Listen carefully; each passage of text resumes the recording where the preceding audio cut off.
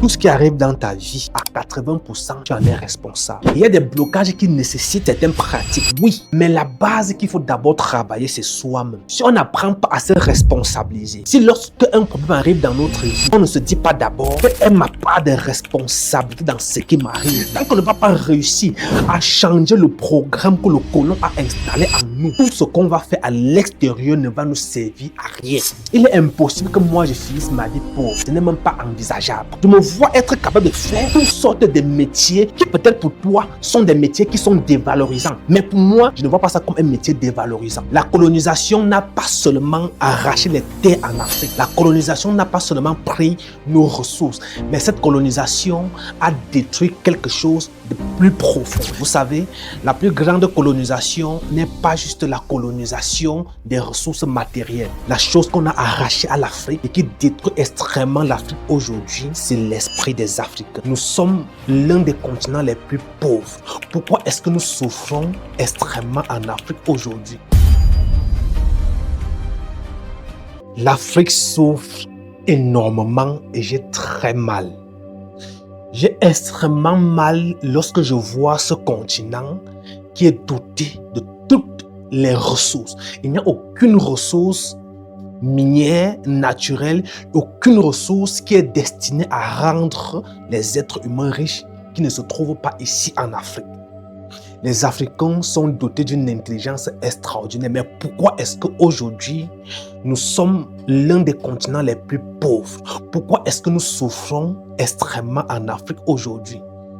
J'ai extrêmement mal lorsque je regarde mon continent, lorsque je regarde ce que nous sommes, lorsque je regarde notre potentiel, lorsque je regarde ce qu'on est capable de faire.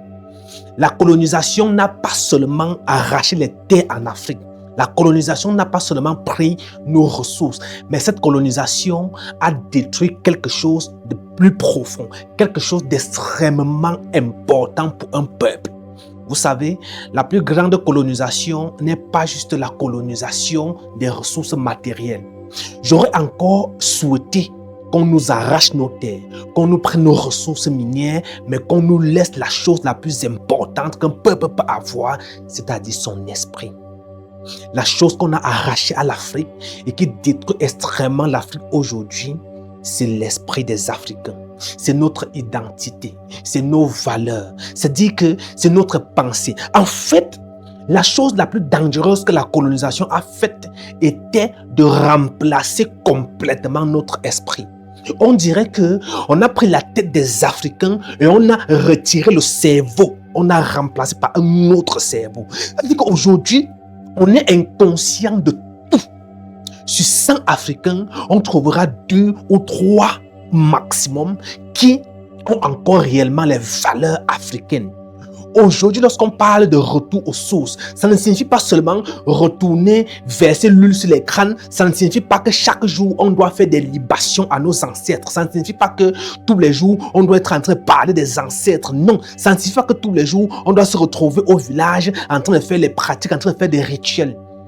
D'ailleurs, nous sommes encore à ce siècle en train de faire, ou du moins en train de commettre l'une des erreurs qui va encore nous coûter cher pendant des siècles. Cette erreur, c'est la nouvelle génération d'Africains qui se revendiquent le titre de Kamites, qui se revendiquent le titre d'être des Africains, qui se revendiquent en fait la culture, mais qui ne comprennent pas que cette revendication risque de nous pousser encore à l'extrême. À quel extrême? C'est-à-dire qu'on est en train de transformer aujourd'hui les Africains en des ritualistes. Aujourd'hui, lorsqu'on parle de retour aux sources, la chose que vous voyez directement, c'est quoi? C'est rituel. Vous voyez directement les crânes. Vous voyez directement parler au crâne, verser l'eau sur les crânes, verser l'eau sur les crânes. En fait, vous voyez juste des gestes, des pratiques extérieures. Mais quand est-ce qu'on a pris le soin de travailler sur nous intérieurement? Parce que tant qu'on ne va pas travailler intérieurement sur nous, tous les rituels qu'on va faire à l'extérieur ne vont rien changer. On peut verser l'eau sur les crânes, on peut verser l'eau, on peut faire les bains de purification matin, midi et soir pendant 30 jours. Ce n'est pas ça qui va réellement nous libérer. La chose la plus essentielle, la plus importante d'abord à travailler, c'est notre esprit, c'est notre état d'esprit. Et c'est cette chose-là que nous avons perdu. Parce que tant qu'on ne va pas réussir à restructurer la pensée, tant qu'on ne va pas réussir à changer le programme que le colon a installé en nous, tout ce qu'on va faire à l'extérieur ne va nous servir à rien. Écoutez-moi très bien, parce que ça, c'est l'une des vidéos les plus importantes que je n'ai jamais faites. Ce que je suis en train de dire dans cette vidéo, il va falloir que vous puissiez fermer même vos yeux et que vous écoutez avec le cœur pour comprendre ce que je suis en train de dire. Vous allez chercher les solutions à l'extérieur. Ces solutions seront momentanées. Ça veut dire que vous allez... En fait, plusieurs fois, vous avez eu des problèmes. Vous êtes allé voir, je ne sais pas, un pasteur, un marabout, un maître spirituel, quelqu'un qui est dans le mysticisme. Il vous a donné des choses à faire. Il vous a parfois blindé. Il vous a peut-être fait des lavages. Il vous a demandé de lancer la poule. Il vous a demandé de faire tel geste, de faire tel rituel, de nourrir les ancêtres, de nourrir les orphelins, de faire ça, de faire ça. Tout ce qui est externe à vous. Et quelques temps après, le problème est encore revenu. Pourquoi? Parce que l'esprit, votre pensée, c'est ça en fait qui crée tous les blocages que vous avez à l'extérieur. Je suis d'accord qu'il y a des choses qu'il faut faire. C'est-à-dire qu'il y a des blocages qui nécessitent certaines pratiques.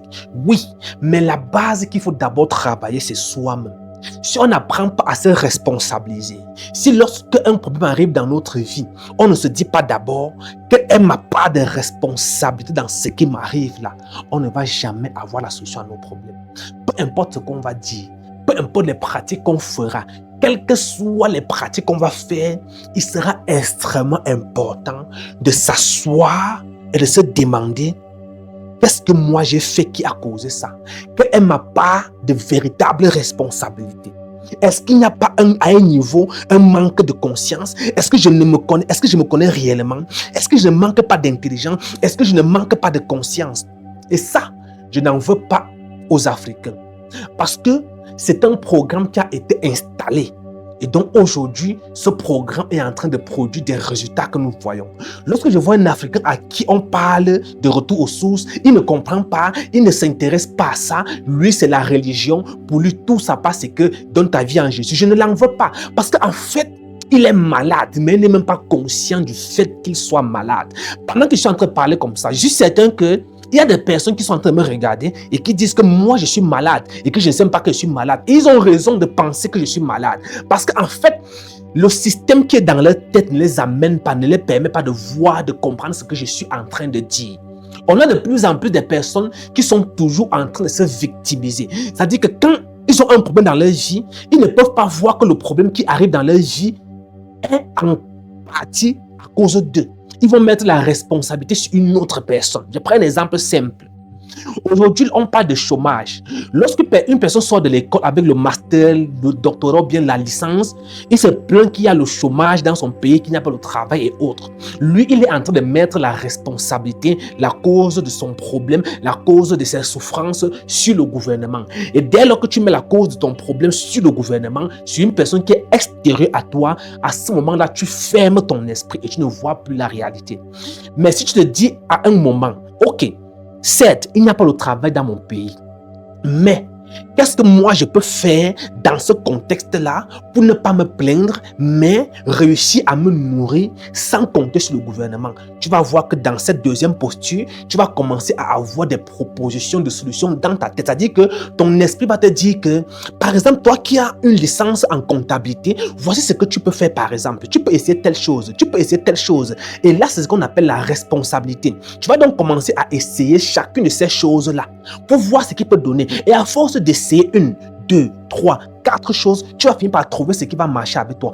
J'ai l'habitude de dire que il est impossible que moi je finisse ma vie pauvre. Ce n'est même pas envisageable. Pourquoi?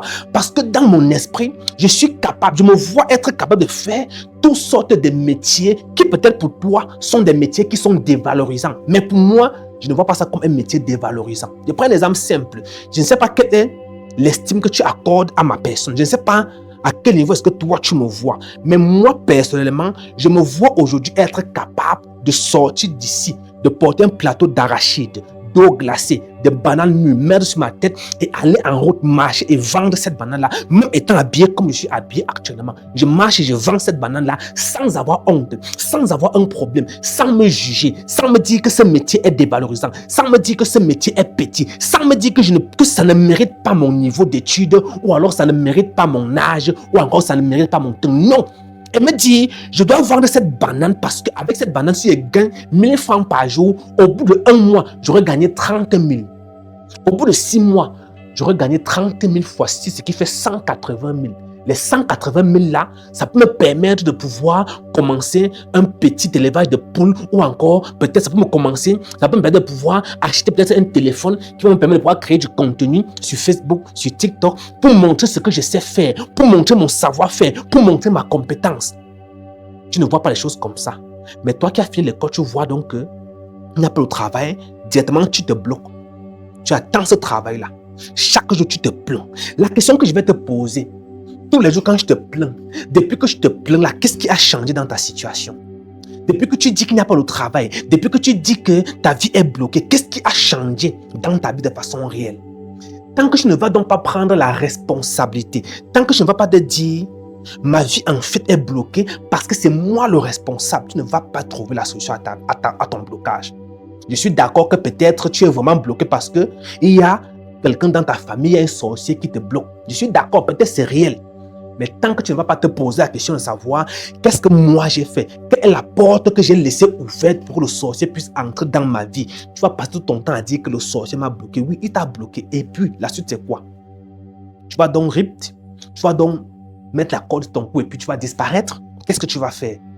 En fait, il est important donc que tu comprennes que tout ce qui arrive dans ta vie, à 80%, tu en es responsable. Je veux même dire que si un sorcier a réussi à te bloquer, c'est parce qu'à un niveau de ta vie, il y a un certain niveau de conscience que tu n'as pas eu. Parce que si tu avais pris conscience que le sorcier peut te bloquer, ça devait te pousser à chercher comment faire pour te protéger. Tu devais peut-être te rendre compte que tu peux marcher sur toi avec le jujube. Par exemple, je dis un exemple comme ça. Ça devait peut-être te faire comprendre que tu dois chaque fois chercher des voies et moyens pour te protéger. Je ne vais pas citer ce qu'il faut faire pour te protéger, mais en fait, il va t'amener à comprendre que cette prise de conscience-là va t'obliger à marcher sur une certaine voie, va t'obliger à ne pas faire certaines choses, va te contraindre à adopter une certaine attitude qui mentalement va structurer tes pensées et va contraindre à faire certaines choses.